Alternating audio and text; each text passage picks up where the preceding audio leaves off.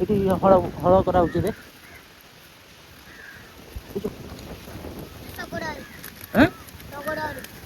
ଶଗଡ଼ ଗାଡ଼ି ଏଇଟା? ଶଗଡ଼ ଗାଡ଼ି ନୁହେଁ, ଏଇଟା ହଳ ଗାଡ଼ି।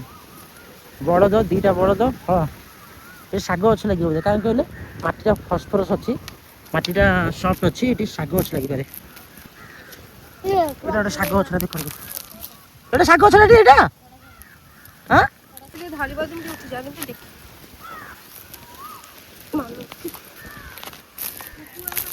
ତାକୁ ଛାଡ଼ି ଦେଇକି ଆଇଲୁ ପାର୍କରେ। ସେମାନେ ଦେଖନ୍ତୁ କଇଁଆ ଗଛଟା ବି, ତାକୁ ମୁଁ ଜାଣିକି ନେଇ ପଳେଇ ଆଇଲି। ସେ ତାଙ୍କ ଉପରେ ବିଶ୍ୱାସ ନାହିଁ, ଏଇଟା ନିରୀହ ପିଲାଟା କିଛି କରିପାରୁନି, ଖାଲି ହଉଛି। ଶୁଣି ସେଠି ଗଲା ପରେ ଜିଦି କଲେ ଆଇସ୍କ୍ରିମ୍ ଖାଇବୁ, କୋଲ୍ଡ ଡ୍ରିଙ୍କସ୍ ପିଇବୁ। ମୁଁ ତାଙ୍କୁ କହିଲି, ମୁଁ ତାଙ୍କୁ ମନା କଲି, ଗୋଟେ ତାଙ୍କୁ ଥଣ୍ଡା ଗୋଟେ ଦେଇଦେଇକି ଆସିଲି।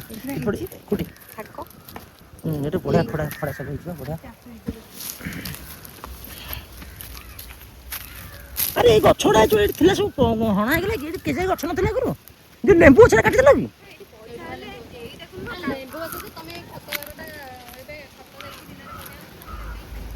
ନା ନା, ଏଠି ଲେମ୍ବୁ ଗଛ ଆଉ ଦିଟା ଖଣ୍ଡେ ଥିଲା ବୋଧେ। ଆଉ ଲେମ୍ବୁ ହେଇନି ଏବେ ନା?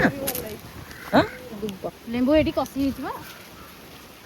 ଦେଖାଯାଉନି ପାଣି ଦିଆ ହେଇନି ବୋଲି ପାଣିଟା ଏଇଠି ଲେମ୍ବୁ କଷି ହେଇଛି ଏଠି। ପାଣି ଏଥର ଶୁଖିବନି କାହିଁକି? ଏଇଟା ଝରଟା ବା ଆସିବ କେମିତି ପାଣି? ତା ତଳୁ ପାଣି ଝରଉଛି।